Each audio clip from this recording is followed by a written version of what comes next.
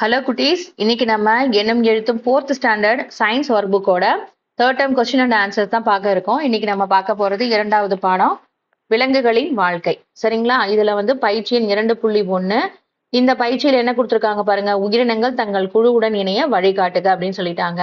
இங்க கிளி, யானை, அதுக்கப்புறம் தேனி மூணையும் கொடுத்துருக்காங்க. ஸோ இதை நம்ம இதுங்க மூணுத்துக்கும் தனித்தனியா இந்த கூட்டமா இங்க இருக்காங்க பாத்தீங்களா, இவங்க கூட சேர்த்தணும். நீங்க என்ன பண்ணுங்கன்னா, இந்த மாதிரி நான் கலரா மாத்தி கொடுத்துருக்கேன் பாத்தீங்களா, இந்த மாதிரி கலரை மாத்தி மூணுத்துக்கும் தனித்தனி கலர்ல கொடுத்துருங்க. அப்பதான் உங்களுக்கு ஈஸியா இருக்கும் இதை கண்டுபிடிச்சு இவங்களை சேர்த்தி விடுறதுக்கு. சரியா? ஓகே, இதை நீங்க பண்ணிடுவீங்க, ஈஸியா உங்களுக்கு தெரியும். ஓகே, இப்ப நம்ம அடுத்தது பயிற்சியை பார்க்கலாம். அடுத்தது 2.2 படிப்பேன் எழுதுவேன்ல பாடநூல் பக்க எண் 69 கொடுக்கப்பட்டுள்ள விலங்குகளின் குழு நடத்தை என்ற தலைப்பின் கீழ் உள்ள பத்திகளையும் பக்க எண் 72 கொடுக்கப்பட்டுள்ள குழு நடத்தியால் விலங்குகள் பெறும் நன்மைகள் என்ற அட்டவணையும் படித்து கீழ்காணும் வினாக்களுக்கான விடையை எழுத சொல்லியிருக்காங்க. குழு நடத்தை அப்படின்னா என்ன அப்படின்னு கேட்கிறாங்க. குழு நடத்தை என்றால் என்ன? விலங்குகள் கூட்டமாக சேர்ந்து வாழ்வதும் தங்களுக்கென ஒரு சமூக கட்டமைப்பை உருவாக்கி செயல்படுவதும் குழு நடத்தை எனப்படும். சரிங்களா? இந்த எப்படி குழு நடத்தை அப்படின்னா என்னது? அவங்களாம் ஒரு கூட்டமா சேர்ந்து வாழ்றாங்க இல்லைங்களா? விலங்குகள் எல்லாம் இப்ப யானைகளோட கூட்டத்தோட சேர்ந்து அதோட தங்களுடைய குட்டிகளை பாதுகாத்து அவங்களுக்குன்னு ஒரு ஒரு ஒரு ஏரியாவை செலக்ட் பண்ணிக்குதுங்க. காட்டுக்குள்ளேயே ஒரு ஏரியாவை செலக்ட் பண்ணி அங்கேயே அவங்க என்ன பண்ணுவாங்க, தன்னோட குட்டிகளுக்கு தேவையான உணவுகளை சேகரிச்சு தானும் உணவுகளை சேகரிச்சு சாப்பிட்டுட்டு அமைதியா ஒரு இடத்துல தண்ணி எங்க கிடைக்குதோ அங்க போய் குடிச்சிட்டு கம்னு அமைதியா இருக்கும். அதுக்கு பேருதான் என்னது? குழு நடத்தை அப்படிங்கிறது சொல்றாங்க. சரிங்களா? விலங்குகள் கூட்டமாக சேர்ந்து வாழ்வதும் தங்களுக்கென ஒரு சமூக கட்டமைப்பை உருவாக்கி செயல்படுவதும் குழு நடத்தை எனப்படும். சரிங்களா குட்டீஸ்? ஓகே, இப்ப அடுத்தது 2வது கேள்வி. தேனீக்கள் தங்களது வேலையை எவ்வாறு பகிர்ந்து கொள்கின்றன? தேனீக்கள், ராணி தேனி முட்டையிடுவதற்கு அந்த ராணி தேனி பயன்படுது. ஆண் தேனீக்கள் இனப்பெருக்கம் செய்வதற்கு பயன்படுது. மற்றும் வேலைக்கார தேனீக்கள் தான் என்னது? தேன் சேகரிக்க கூட்டை பாதுகாக்கிறதுக்கும் பயன்படுது. அப்படின்னு 3 பேர்த்துக்கும் தனித்தனியா ஒர்க் கொடுத்துருக்காங்க. சரியா? இப்ப ராணி தேனிக்கு ஒரு வேலை இருக்கு, ஆண் தேனிக்குன்னு ஒரு வேலை இருக்கு, வேலைக்கார தேனிக்குன்னு ஒரு வேலை இருக்கு. சரிங்களா குட்டீஸ்? ஓகே, என்று தனது பணிகளை தங்களுக்குள் பகிர்ந்து கொள்கின்றன அப்படின்னு சொல்லிட்டு இங்க கரெக்டா நீங்க என்ன பார்த்து இதை எழுதிக்கோங்க. ஓகே, அடுத்தது யானைகள் கூட்டமாக வாழ்வதால் பெரும் நன்மைகள் யாவை? உணவு மற்றும் தண்ணீரை தேடுதல், குட்டிகளை பாதுகாத்தல் மற்றும் எதிரிகளிடமிருந்து தங்களை பாதுகாத்துக் கொள்ளுதல் போன்ற நன்மைகளை அடைகின்றன. யானைகள்லாம் பாத்தீங்கன்னா தனித்தனியாலாம் வாழ மாட்டாங்க, கூட்டமா ஒரே ஒரு ஏரியால ஒட்டுக்கா வாழ்ந்துட்டு இருப்பாங்க. அப்பதான் அவங்களுக்கு தண்ணி எங்க கிடைக்கும், உணவு எங்க கிடைக்கும், தங்களுடைய குட்டிகளை பாதுகாக்கிறது, தங்களுடைய எதிரிகள் யாராவது வந்தா அவங்களை எதிர்த்து போராடி, இப்ப சிங்கம், புலி எல்லாம் அவங்களை எதிர்த்து நரி எல்லாம் துரத்துது, இல்ல அவங்கள தாக்க வருது அப்படின்னா அதுங்க கிட்ட இருந்தெல்லாம் தன்னை பாதுகாத்துக்கிறதுக்கு என்ன பண்ணும், யானைகள் மொத்தமா சேர்ந்து ஒரு சத்தம் கொடுத்ததுன்னா அவங்க பயந்து ஓடிடும். சரிங்களா குட்டீஸ்? அதுக்காக தான் எல்லாம் ஒற்றுமையா என்ன பண்ணுவாங்க, ஏன்னா ஒத்துமையா எல்லாரும் ஒரே இடத்துல தங்கி வாழுவாங்க. சரிங்களா குட்டீஸ்? ஓகே, இப்ப அடுத்தது 4வது கேள்வி பாருங்க. பறவைகள் குழுவாக இடம்பெயரும் போது வி வடிவத்தில் பறப்பது ஏன்? ஓகேங்களா? நீங்க பாத்திருக்கீங்களா இந்த மாதிரி பறவைகள் வி டைப்ல பறந்துட்டு இருக்கிறத நீங்க பாத்திருக்கீங்களா? அந்த மாதிரி பறந்ததை பார்த்துருந்தீங்கன்னா அது ஏன்னு உங்களுக்கு தோணி இருக்கா? அதுதான் இங்க கொடுத்துருக்காங்க பாருங்க. இது காற்றின் எதிர்ப்பை குறைப்பதற்கும் நீண்ட தூரம் பறக்க தேவையான ஆற்றலை சேமிப்பதற்கும் உதவுகிறது. பாருங்க, ஒவ்வொரு பறவையும் ஒரு 300 கிராம் ஒரு 250 கிராம் தான் இருக்கும். ஆனா அது பாருங்க, ஒரு 7-8 பறவைகள் ஒன்னா சேர்ந்துக்கும், இல்லைன்னா ஒரு 15-20 பறவைகள் ஒன்னா சேர்ந்துட்டு தங்களுக்குள்ள அவங்க ஒரு கம்யூனிகேஷன் பண்ணிக்கிட்டு நம்ம எல்லாரும் இந்த இடத்துல இருந்து இன்னொரு இடத்துக்கு நம்ம போகணும் அப்படின்னா நம்ம இந்த மாதிரி போனோம் அப்படின்னா நமக்கு என்ன ஆகுதான், அந்த காற்று தள்ளிக்கிட்டு அதுக்கு பறந்து போகணும் இல்லையா? அதுக்கான எதிர்ப்பை குறைக்கணும். இப்ப எப்படி நீச்சல் அடிக்கும் போது நீங்க எப்படி கையை தள்ளி தள்ளி தண்ணியை தள்ளி தள்ளி நீங்க முன்ன வர்றீங்க இல்லையா? அதே மாதிரிதான் பறக்கிறதுக்கும் ரெக்கைகளை பறந்து அதுங்க மேல பறக்கிறதுக்கு அதுங்களுக்கு என்ன வேணும், சக்தி வேணும் இல்லையா? அந்த சக்தியை எது கொடுக்கும் அப்படின்னா இவங்க ஒன்னா பறக்கும் போது அந்த காற்றோட திசை வேகத்தை அவங்க குறைச்சிரும். எல்லாம் ஒரே திசையை நோக்கி சேர்ந்து அழுத்தம் கொடுக்கும் போது என்னாகும், வேகமா இவங்க அந்த இடத்த அடையறதுக்கு இது பயன்படும். அதுக்குதான் அதுங்க எவ்வளவு ஐடியா பண்ணிருக்கு பாருங்க இந்த பறவைங்க எல்லாம் சேர்ந்து. இது காற்றின் எதிர்ப்பை குறைப்பதற்கும் நீண்ட தூரம் பறக்கிறதுக்கு தேவையான ஆற்றலை சேமிப்பதற்கும் உதவுகிறது. ஏன்னா ஒரு இடத்துல இருந்து இன்னொரு இடம் பெயருது அப்படின்னா இதுங்க என்ன பண்ணுமா, இந்த மாதிரி வி டைப்ல தான் பறந்து போகுமா. சரிங்களா குட்டீஸ்? பாருங்க அவங்களுக்குள்ள எப்படி கம்யூனிகேட் பண்ணிருப்பாங்கன்னு யோசிச்சு பாருங்க. நம்ம பேச தெரிஞ்ச நம்மளுக்கே ஒருத்தர் கூட நம்ம சேர்ந்து ஒரு வேலை செய்யறதுன்னா கோச்சுக்கிறோம், நம்ம வந்து சண்டை போட்டுக்கிறோம். ஆனா அந்த பறவைங்களுக்கு அறிவே இல்ல. ஆனா வந்து எந்த பேச்சு திறமையும் இல்ல. ஆனா அதுங்க எல்லாம் கம்யூனிகேட் பண்ணிக்கிட்டு ஒண்ணா பறந்து எவ்வளவு அழகா இன்னொரு இடத்துக்கு போறதுக்கு முயற்சி செஞ்சு போகுது பாருங்க. இதெல்லாம் நீங்க பார்த்து கத்துக்கணும். சரிங்களா குட்டீஸ்? ஓகே. இப்ப நீங்க யாரும் உங்க ஃப்ரெண்ட்ஸ் யாராவது இருக்காங்கன்னா கூட அவங்க கிட்ட எல்லாம் என்ன பண்ணக்கூடாது? பெருசா நீங்க கோவம்லாம் வச்சுக்க கூடாது. சண்டையெல்லாம் இட்டுக்கூடாது. சரிங்களா குட்டீஸ்? ஓகே. அடுத்தது நம்ம அடுத்த கேள்வி பார்க்கலாம். காட்டெருமைகள் பலத்த ஒலியை எழுப்புவது ஏன்? ம் ஆபத்து காலங்களில் மற்ற உறுப்பினர்களை எச்சரிக்கவும் கூட்டத்தை ஒன்று சேர்க்கவும் பலத்த ஒலியை எழுப்புகின்றன. ஆமா, அவங்களுக்கு கம்யூனிகேட் பண்றதுக்கு அவங்களோட சவுண்டு மட்டும்தான் இல்லையா? காட்டெருமைகளுக்கு வந்து இப்ப நீங்க இங்க இருந்து நம்ம வந்து அவங்க இன்னொரு எருமையை கூப்பிடணும்னா அது போய் நம்ம வந்து போன் பண்ணியா கூப்பிடும்? இல்ல. எப்படி கூப்பிடும்? சத்தம் போட்டுதான் கூப்பிடும். சரிங்களா குட்டீஸ்? அப்ப என்னது? ஆபத்து காலங்களில் மற்ற உறுப்பினர்களை எச்சரிக்கவும் கூட்டத்தை ஒன்று சேர்க்கவும் பலத்த ஒலியை எழுப்புகின்றன. சரிங்களா? சில விஷயங்கள் எல்லாம் அந்த உருவ அமைப்பை நீங்க அந்த படக்காட்சியை மைண்ட்ல நீங்க கொண்டு வந்துட்டீங்கன்னா இதெல்லாம் ஈஸியா நீங்க மைண்ட்ல ஞாபகம் வச்சுக்கலாம். சரிங்களா குட்டீஸ்? இப்ப நம்ம அடுத்த பகுதி பார்க்கலாமா? ஓகே. அடுத்தது பயிற்சி எண் 2.3 மறைந்துள்ள விலங்குகளை கண்டுபிடித்து வட்டமிடுக. ஓகே, இங்க என்ன கொடுத்துருக்காங்க பாருங்க. இந்த மரத்துக்கு பின்னாடி என்ன ஒளிஞ்சிட்டு இருக்கு? சிறுத்தை புலி ஒளிஞ்சிட்டு இருக்கு. ஓகேங்களா? சிறுத்தை தானே இது? ஆமா, சிறுத்தை ஒளிஞ்சிட்டு இருக்கு. இதை ரவுண்ட் பண்ணியிருக்கேன். ஓகேங்களா? இங்க பாருங்க, இங்கேயும் ஒரு சிறுத்தை குட்டி தான் இங்க வந்து ஒளிஞ்சிட்டு இருக்கு. ஓகே. அடுத்தது கீழே என்ன இருக்கு பாருங்க. இந்த படக்காட்சியில இங்க வந்து ஒரு ஒட்டக சிவிங்கி வந்து இங்க நின்றுட்டு இருக்கு. இது பாருங்க, இந்த முள் செடிங்களுக்கு நடுவுல இருக்கிறதுனால தெரியல. ஆனா பாருங்க, இது நம்ம கண்டுபிடிச்சு இங்க வட்டமிட்டுட்டோம். இதே மாதிரி நீங்களும் உங்களுடைய ஒர்க் புக்ல வட்டமிட்டுக்கோங்க. அடுத்தது பயிற்சி எண் வந்து 2.4 கொடுக்கப்பட்ட விலங்குகளின் சிறப்பு தகவமைப்பின் பகுதியை மட்டும் வண்ணம் தீட்டி அவற்றை எடுத்து எழுதுக. தகவமைப்புனா என்னது? அதனுடைய உடல் அமைப்பு. ஓகேங்களா? சிறப்பு தகவமைப்புனா அதுக்கு இருக்கிற எக்ஸ்ட்ரா ஸ்பெஷல் ஒரு இது. ஓகேங்களா? இப்ப நமக்கு தும்பிக்கை எல்லாம் கிடையாது. ஆனா யானைக்கு என்ன இருக்கு? தும்பிக்கை இருக்கு. ஆமா தானே, தும்பிக்கை இருக்கு. இந்த இது வந்து ஒட்டகத்துக்கு என்ன இருக்கு? கால் வந்து அகலமா இருக்கும். ஓகேங்களா?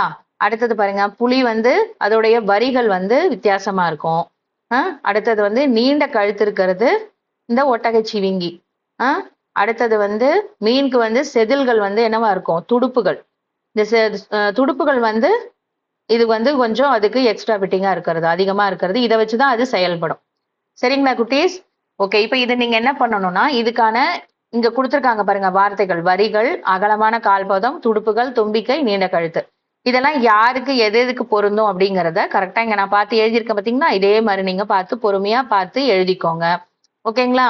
இதை ஸ்பெல்லிங் மிஸ்டேக் இல்லாம எழுதிக்கோங்க. நான் வந்து இங்க கொஞ்சமா உங்களுக்கு கலர் கொடுத்துருக்கேன். உங்களுக்கு வந்து இந்த பகுதியில நீங்க இன்னும் நல்லா அழகா கலர் கொடுத்துருங்க. சரிங்களா? நான் கொஞ்சமா உங்களுக்காக கலர் மட்டும் சும்மா உங்களுக்கு தெரியணுன்றதுக்காக இது மாதிரி கொடுத்துருக்கேன். ஓகே. அடுத்தது பாருங்க, கிராஸ்வேர்டு பசில் மாதிரி கொடுத்துருக்காங்க. பயிற்சி எண் 2.5 கொடுக்கப்பட்டுள்ள குறிப்புகளை கொண்டு விலங்குகளின் பெயரை கண்டுபிடித்து கட்டத்தை நிரப்ப சொல்லியிருக்காங்க. இங்க என்னென்ன வரும் அப்படின்னு சொல்லியிருக்காங்க பாருங்க. குறிப்பு கொடுத்துட்டாங்க. குறிப்பு என்ன கொடுத்துருக்காங்க? இடம் இருந்து வலமாக அப்படின்னா லெஃப்ட் டு ரைட். ஓகேங்களா? இப்படி இந்த அம்புக்குறி கொடுத்துருக்காங்க பாத்தீங்களா? அப்ப எழுத்து இங்க இருந்து இங்க வரணும்.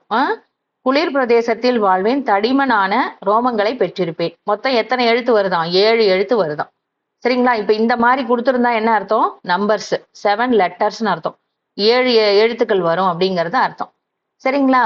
இப்ப பாருங்க, ஃபர்ஸ்ட் அது துருவ கரடி. பாருங்க 7 எழுத்து வந்துருச்சா? ஓகே. அடுத்தது கீழே நீரில் வாழ்வேன், துடுப்புகளை பெற்றிருப்பேன். துடுப்புகள்னால என்னது? 2 எழுத்துல வர்றது மீன் தான். ஆமா தானே? இரண்டாவது இதுக்கு இரண்டாவது எழுதிருங்க, மீன் அப்படின்னு எழுதிடுங்க. ஓகேவா? மூன்றாவதும் வந்து இடமிருந்த வளமே தான். காட்டில் வாழ்வேன், தும்பிக்கையை பெற்றிருப்பேன்கிறதும் என்னது? யானை. தும்பிக்கைனாலே ஞாபகம் வந்துடும் நமக்கு, அது யானை தான் இல்லையா?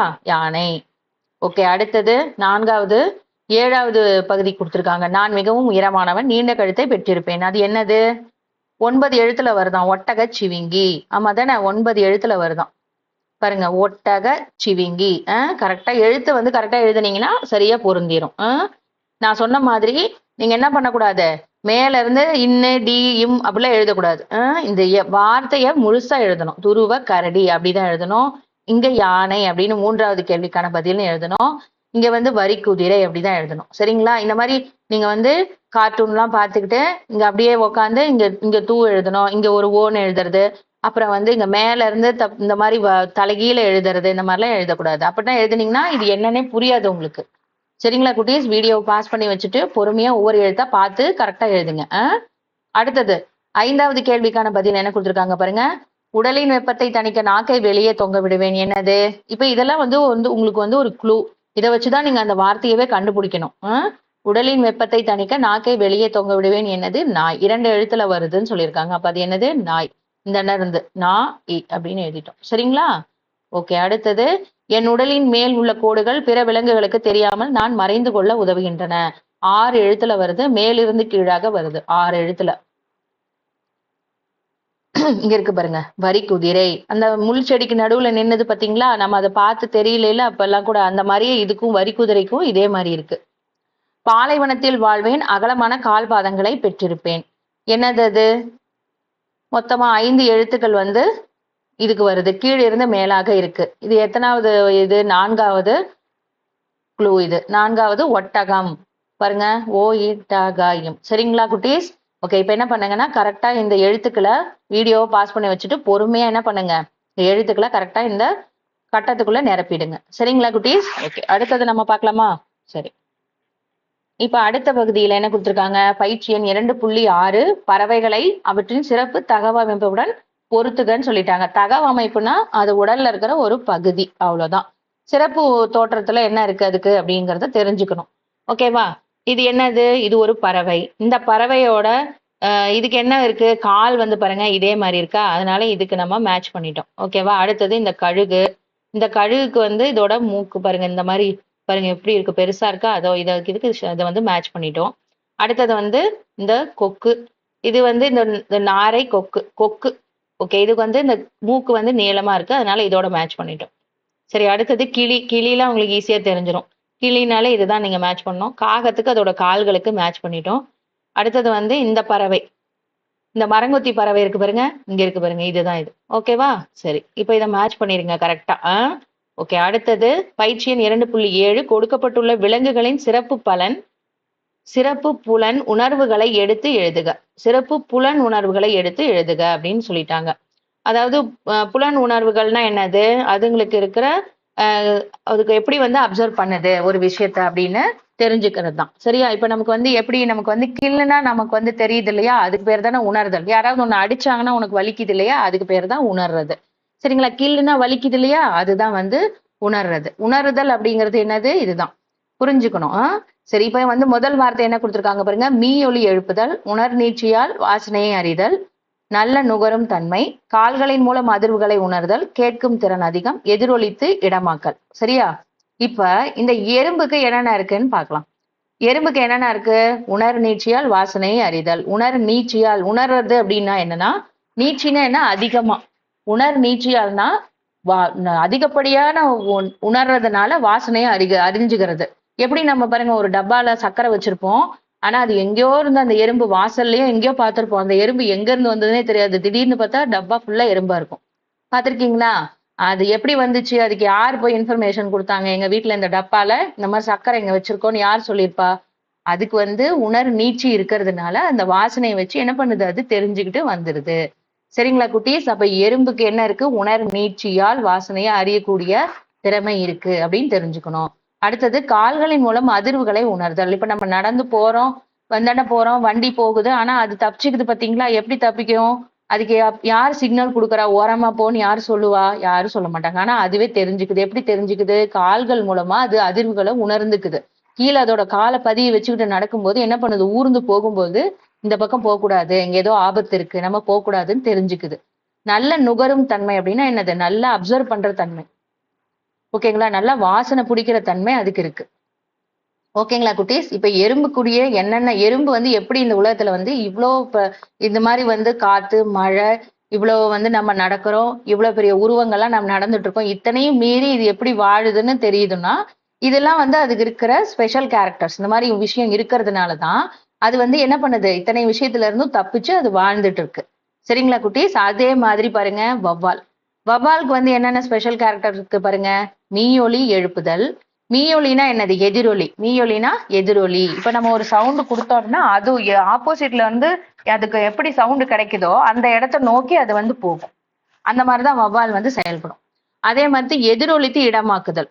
ஓகேங்களா? அதே மாதிரி எதிரொலிச்சு அதே மாதிரி பண்ணிடும். கேட்கும் திறன் வந்து ரொம்ப அதிகம், அதுக்கு அப்சர்வ் பண்ணும், நல்ல ஷார்ப்பான காது அதுக்கு. சரிங்களா குட்டீஸ்? இப்ப இதெல்லாம் நீங்க தெரிஞ்சுக்கணும்.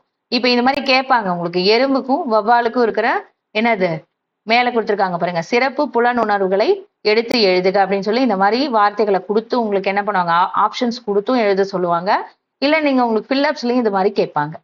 சரிங்களா குட்டீஸ்? இப்ப மீயொலினா என்னன்னு தெரிஞ்சுக்கிட்டீங்க, உணர்நீட்சினா என்னன்னு தெரிஞ்சுக்கிட்டீங்க. சரிங்களா குட்டீஸ்? ஓகே, இப்ப நம்ம அடுத்த பகுதியை பார்க்கலாமா?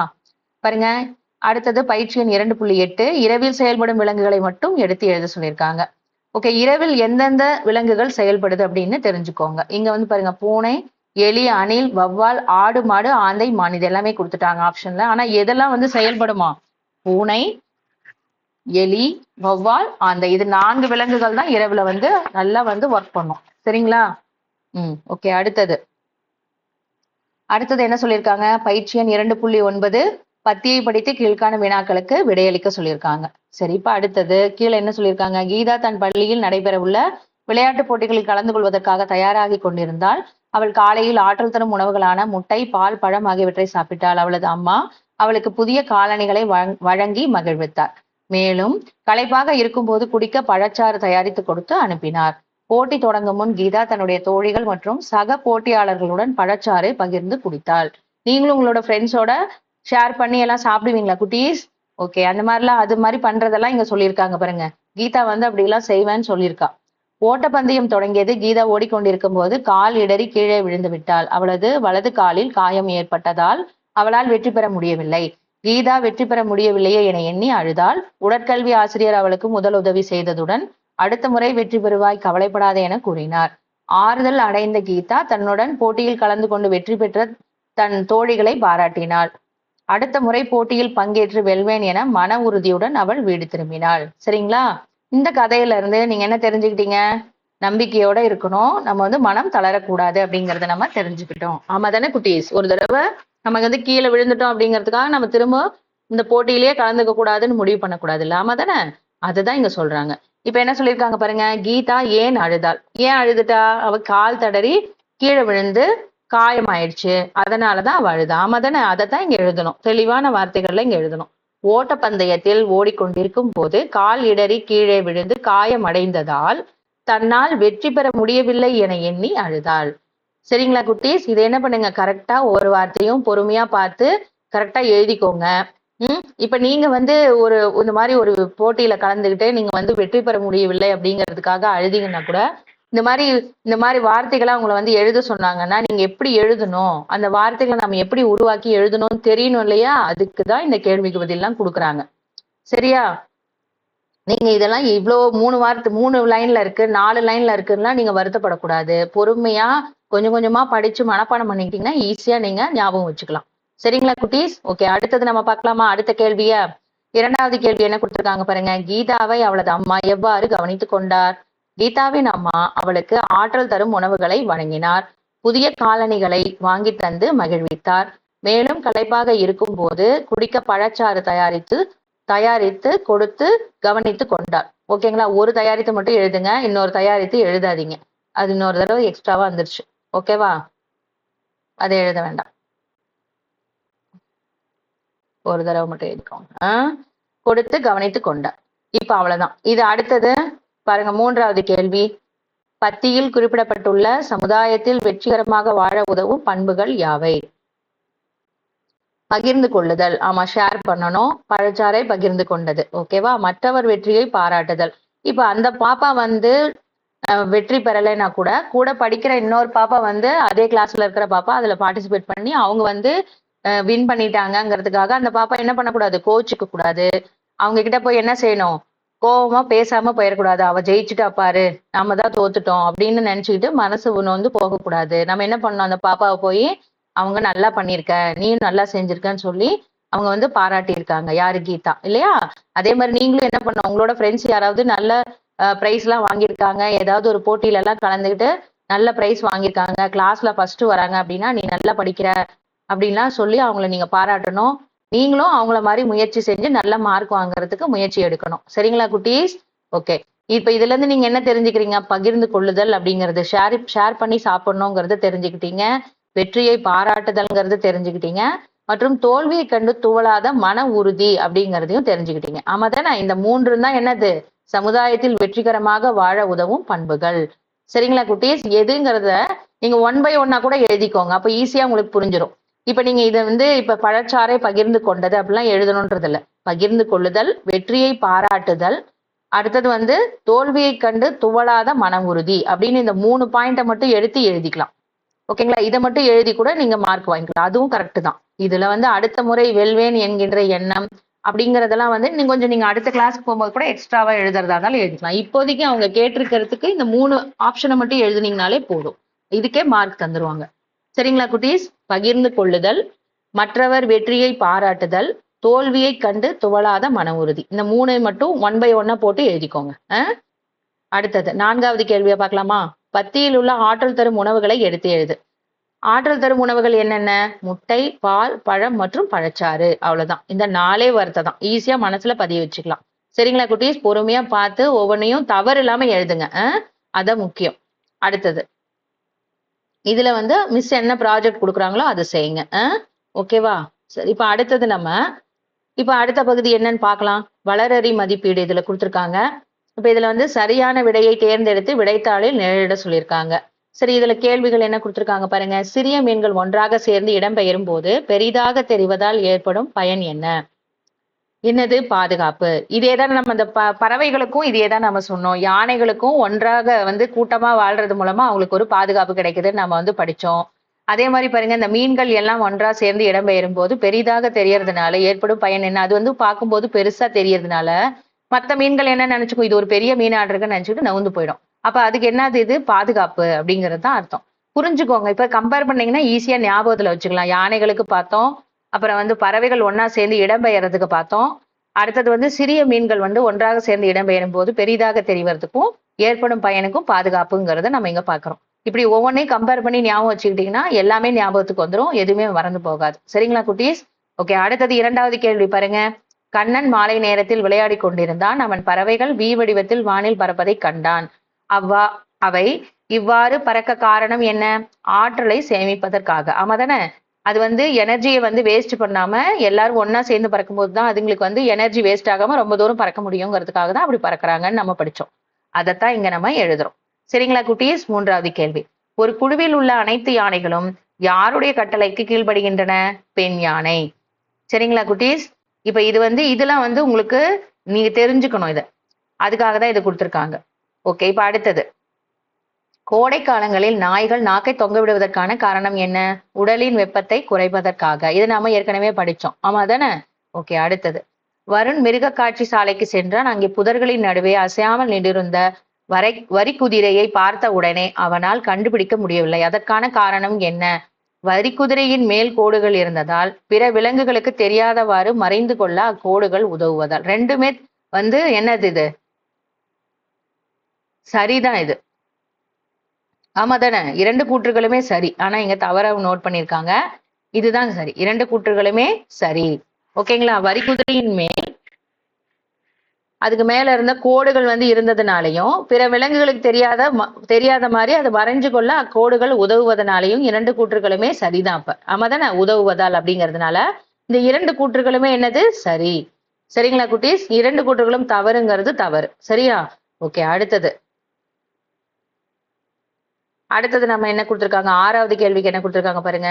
தவறான இணையை கண்டுபிடிக்க சொல்லியிருக்காங்க. தவறான இணைனா என்னது? மீனுக்கு செவில் கரெக்ட், ஒட்டகம் அகலமான கால்பாதம் கரெக்ட், யானை தும்பிக்கை, புலிக்கு என்னது? கோடுகள் தான் பார்த்தோம், வரிகள் தான் பார்த்தோம் இல்லையா? காதுங்கிறது வராது. அப்ப இது தவறு. சரிங்களா குட்டீஸ்? ஓகே, அடுத்தது சந்திரா தனது வீட்டில் சர்க்கரை இருந்த பாத்திரத்தில் எறும்புகள் இருப்பதை கண்டாள். எறும்புகள் எவ்வாறு சர்க்கரை இருக்கும் இடத்தை அறிந்தன? உணர் நீட்சியால். ஆமா தானே? அதுக்கு உணருக்கு நீட்சி இருக்கிறதுனாலதான் அது சர்க்கரை இருக்கும் இடத்தை அறிஞ்சுக்குச்சு, புரிஞ்சுக்குச்சு. சரிங்களா? அது எப்படி பாருங்க, அப்சர்வ் பண்ணிட்டு டக்குன்னு அந்த டப்பால எறும்பு சர்க்கரையெல்லாம் எடுத்துட்டு போகுது. ஆமா தானே குட்டீஸ்? இப்ப அடுத்தது மீயொலி எழுப்பி தன் பாதையில் உள்ள பொருள்களை தெரிந்து கொள்ளும் விலங்கு எது? மீயொலி வந்ததுனால என்னது?